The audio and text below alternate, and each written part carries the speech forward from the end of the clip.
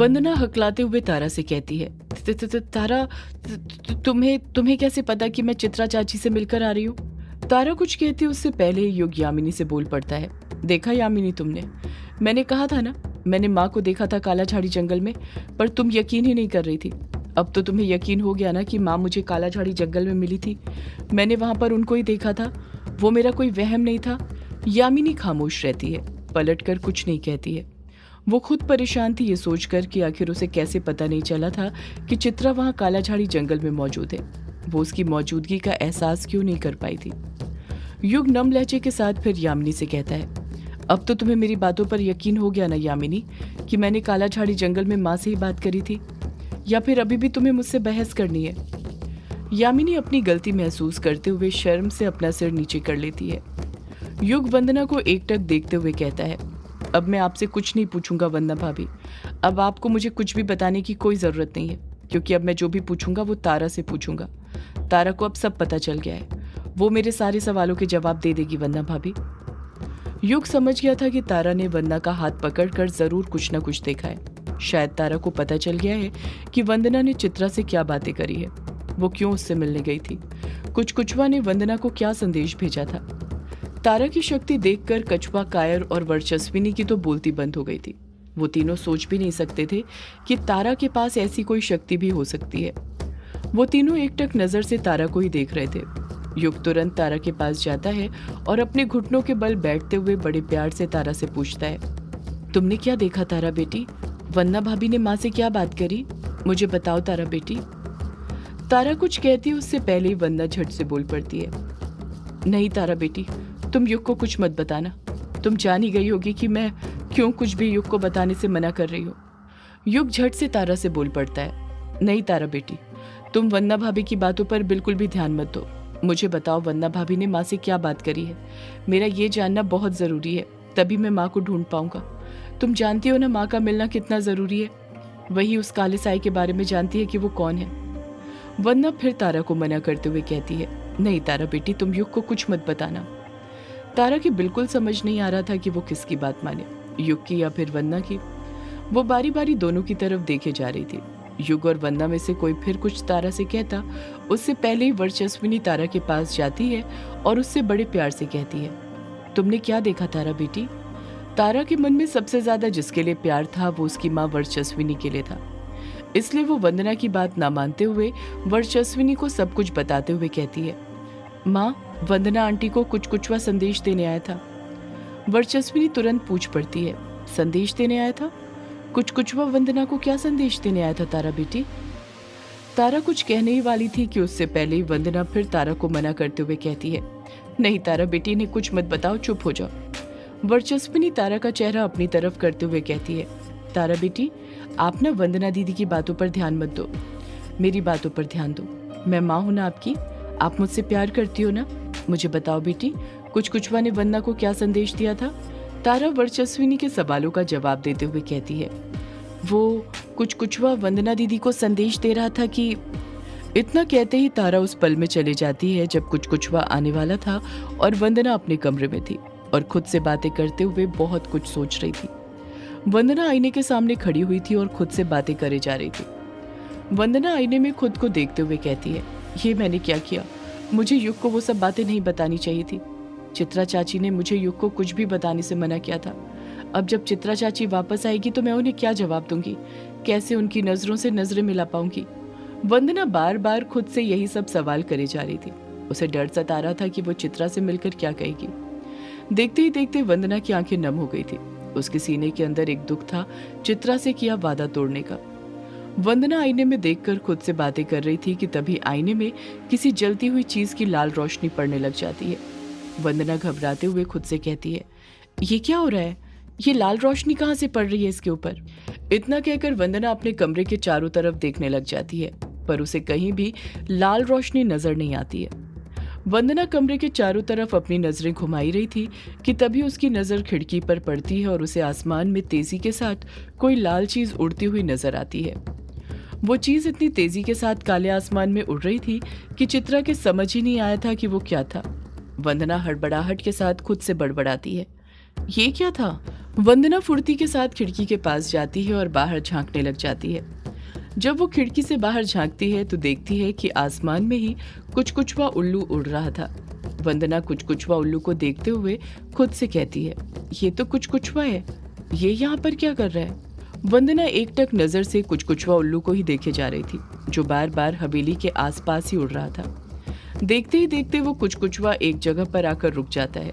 उस कुछ-कुछवे के रुकते ही वंदना को एहसास होने लग जाता है कि वो कुछ-कुछवा उसी के लिए संदेश लेकर आया था। उस कुछ-कुछवे की लाल आंखें वंदना की खिड़की की तरफ ही थी, जैसे वो वंदना को ही देख रहा हो, पर किसी कारण से हवेली के अंदर नहीं आ पा रहा हो। वंदना खुद से बड़बड़ाते हुए कहती है, ये कुछ-कुछवा तो मेरे लिए आया है, पर इसे किसने भेजा होगा मेरे लिए संदेश लेकर? वंदना कुछ सोचते हुए खुद से कहती है, इससे पहले कि इस कुछ-कुछवे पर किसी और की नजर पड़े, मुझे इसके पास जाकर संदेश लेना होगा, वरना फिर से कोई झमेला खड़ा हो जाएगा और ये युग और उसके दोस्त मुझसे सवाल जवाब पूछना शुरू कर देंगे। मैं थक गई हूं इनके सवालों के जवाब देते देते। इतना कहकर वंदना तुरंत कमरे से बाहर निकलने लग जाती है। जब वो कमरे से बाहर निकलती है और सीढ़ियों से नीचे हॉल में झांकती है तो देखती है कि वहां पर कोई नहीं था। वो समझ जाती है कि रास्ता साफ था। वो झट से हवेली के बाहर निकलती है। वंदना इतनी हड़बड़ाहट के साथ हवेली के बाहर निकली थी कि छाता लेना भूल ही गई थी। जब वंदना हवेली के बाहर निकलती है तो देखती है कि काली बारिश अभी भी हो रही थी। वंदना बारिश को देखते हुए खुद से बड़बड़ाती है, ये क्या, बारिश तो अभी भी हो रही है, ये तो रुकने का नाम ही नहीं ले रही है। पता नहीं वो काला साया इतनी सारी काली बारिश करवा कर करना क्या चाहता है। वंदना आसमान में एक जगह पर रुके कुछ-कुछवा उल्लू को देखते हुए खुद से बड़बड़ाती है, माननी पड़ेगी इस कुछ-कुछवे की बात, संदेश पहुंचाने में इसका कोई तोड़ नहीं। आंधी आए या तूफान आए या चाहे दुनिया यहाँ से वहां हो जाए, ये अपना संदेश पहुंचाकर ही रहता है। इतना कहकर वंदना अपने अगल बगल देखती है। जब वो पूरी तरह श्योर हो जाती है कि कोई उसे नहीं देख रहा था तो वो तुरंत अपने कदम आगे बढ़ाने लग जाती है और हवेली के आंगन में आकर खड़ी हो जाती है। वंदना का हवेली की छत पर ध्यान ही नहीं था, जहां से युग, यामिनी, कायर और कछुआ उस पर नजर जमाए रखे हुए थे। वंदना जैसे ही आंगन के बीच में आकर खड़ी होती है वो कुछ-कुछवा उड़ते हुए नीचे आने लग जाता है। जैसे जैसे वो नीचे आते जा रहा था उसका आकार छोटा होते जा रहा था। वो कुछ-कुछवा नीचे आता है और वंदना के हाथ पर आकर बैठ जाता है। वंदना उस कुछ-कुछवे की लाल आंखों में देखने लग जाती है। वो कुछ-कुछवा भी वंदना की आंखों में देखने लग जाता है। वो कुछ-कुछवा अपना मुंह वंदना के कान के पास ले जाता है और उससे चित्रा की आवाज में कहता है, उम्मीद है वंदना कि तुम ठीक होगी। मुझे तुम्हारा संदेश मिल गया था और अपने वादे के मुताबिक मैं वापस आ गई हूँ, जैसा मैंने तुमसे वादा किया था। वंदना कान लगाकर उस कुछ-कुछवे की बातें सुनती रहती है। कुछ-कुछवे की यही खासियत थी कि जो संदेश भेजता था वो उसी आवाज में अपना संदेश सामने वाले के पास पहुंचाता था। कुछ-कुछवा चित्रा का संदेश उसकी आवाज में जारी रखते हुए कहता है, मैं तुमसे मिलना चाहती हूँ वंदना, मुझे तुम्हें कुछ बताना है। मैं तुम्हारा इंतजार कर रही हूँ काला झाड़ी जंगल में, तुम अभी आ जाओ। जब तुम वहां पर आओगी तुम्हें खुद पता चल जाएगा कि मैं कहाँ पर हूँ। बस तुम जल्दी से जल्दी आ जाओ वंदना, जल्दी आ जाओ, मैं तुम्हारा इंतजार कर रही हूँ। इतना कहते ही चित्रा का संदेश वंदना के लिए खत्म हो जाता है। संदेश पूरा होते ही कुछ-कुछवा 1 सेकंड से भी कम समय में नष्ट हो जाता है। उसका कोई अस्तित्व नहीं बचता है। कुछ-कुछवा के मुंह से इतने सालों बाद चित्रा की आवाज सुनकर वंदना का मन खुश हो जाता है। वो ये बात सुनकर और ज्यादा खुश हो गई थी कि चित्रा लौट आई थी। वंदना की खुशी का ठिकाना नहीं था। वंदना हड़बड़ाहट के साथ कहती है, चित्रा चाची आ गई, मुझे पता था वो जरूर वापस आएगी। वो मेरा इंतजार कर रही है, मुझे जाना होगा, उनके पास अभी जाना होगा। इतना कहकर वंदना बिना कुछ सोचे समझे अपने कदम वापस आगे बढ़ाने लग जाती है और काला झाड़ी जंगल जाने के लिए निकल पड़ती है। वंदना अपने कदम आगे बढ़ाई रही थी कि तभी उसके दिमाग में एक ख्याल आता है, एक ऐसा ख्याल जिसके बारे में सोचकर उसकी चाल अपने आप धीमी होने लग जाती है। वंदना मन ही मन सोचती है, मेरी एक बात समझ नहीं आ रही, चित्रा चाची ने कुछ-कुछवे से कैसे संदेश भेज दिया? कुछ-कुछवे को तो कोई सौदाई नहीं बना सकती है, या फिर वो जिसे तंत्र मंत्र के बारे में पता हो। वंदना चित्रा के बारे में सोचते हुए कहती है, इसका मतलब ये हुआ कि चित्रा चाची को भी तंत्र मंत्र के बारे में पता है, पर ये कैसे हो सकता है? वंदना कुछ और सोचते हुए कहती है, या फिर ये भी तो हो सकता है कि चित्रा चाची ने किसी को उनके लिए कुछ-कुछवे को बनवाने के लिए कहा हो, कोई उनकी मदद कर रहा हो। पर वो कौन हो सकता है जो चित्रा चाची की मदद कर रहा है? यही सब सोचते हुए वंदना और तेजी के साथ अपने कदम आगे बढ़ाने लग जाती है। कुछ ही देर में वंदना किश्तोई नदी पार करके बंगला मुड़ा घाट पर मौजूद कालाझाड़ी जंगल के पास पहुंच जाती है। काली बारिश में भीगने के कारण वंदना के कपड़े पूरी तरह पानी में भीग गए थे और वो ठंड से कांपने लग गई थी। वंदना कालाझाड़ी जंगल को एक साइड से देखते हुए कहती है, ये कालाझाड़ी जंगल तो इतना बड़ा है, अब मैं चित्रा चाची को यहाँ कहाँ पर ढूंढूं? उन्होंने तो कहा था कि वो यहीं पर मिलेगी, मुझे तो वो कहीं भी नजर नहीं आ रही, पता नहीं कहाँ पर है वो। वंदना चारों तरफ अपनी नजरें घुमाकर चित्रा को देखने लग जाती है। वंदना हर जगह चित्रा को देख ही रही थी कि तभी उसे एक महक आने लग जाती है और वो महक थी गुलाब के फूलों की। उस महक को सूंघकर वंदना को चित्रा की याद आने लग जाती है। वंदना को याद आता है कि वो जब भी चित्रा से मिलती थी तो उसके बालों के जूड़े में एक ना एक गुलाब का फूल लगा ही रहता था और उससे ऐसी ही महक आती थी जैसी इस वक्त वंदना को आ रही थी।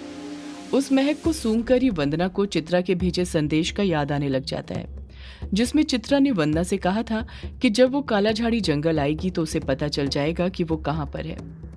उस गुलाब की महक सूंघकर वंदना अब समझ गई थी कि चित्रा उससे क्या कहना चाहती थी। वंदना तुरंत उस गुलाब की महक का पीछा करने लग जाती है और कालाझाड़ी जंगल के अंदर घुस जाती है। सदियों से है पुरानी ये है यक्षिणी की कहानी। यक्षिणी एक आग है, यक्षिणी तेरा ख्वाब है।